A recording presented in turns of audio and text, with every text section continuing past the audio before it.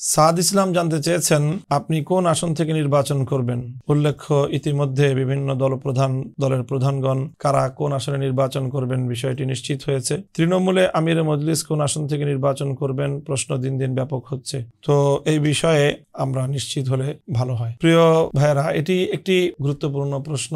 যেহেতু আমরা ইসলামিক রাজনৈতিক অঙ্গনে আমাদের দায়িত্ব এবং কার্যক্রম পরিচালনা করছি এবং আমরা আল্লাহর দ্বীনকে বিজয়ী করার লক্ষ্যেই আমরা রাজনৈতিক তৎপরতা পরিচালনা করি, সেই সাথে দেশ এবং জাতির সেবা, দেশ এবং জাতির কল্যাণে ভূমিকা পালন করা, যে কোনো ন্যায় প্রতিষ্ঠা করা এবং যে কোনো অন্যায়ের প্রতিবিধানে, অন্যায়ের প্রতিরোধে কার্যকর ব্যবস্থা গ্রহণ করা, এগুলো আমাদের রাজনীতির মুখ্য উদ্দেশ্য। সেই হিসাবে বর্তমানে ইসলামিক ব্যবস্থাপনার অবর্তমানে যে গণতান্ত্রিক পদ্ধতির নির্বাচন ব্যবস্থা, শাসক নির্বাচন করার যে ব্যবস্থা প্রচলিত রয়েছে, আমরা অন্যান্য ব্যবস্থাপনার তুলনামূলক এই ব্যবস্থাটি বর্তমানে প্রয়োগযোগ্য হওয়ায় আমরা গণতান্ত্রিক পদ্ধতির এই যে নির্বাচন, সেই নির্বাচনে আমরা পরিস্থিতির বিবেচনায় অংশগ্রহণ করাটা প্রয়োজন মনে করি। সেই জায়গায় দেশ, জাতি, ইসলাম এবং ইসলামী জনতার বৃহত্তর স্বার্থে এবং বৃহত্তর প্রয়োজনে আমার নির্বাচনে অংশগ্রহণ করাটা জরুরি হলে আমি নির্বাচনে অংশগ্রহণ করব বলে ইতিমধ্যেই আমি অনেক আগেই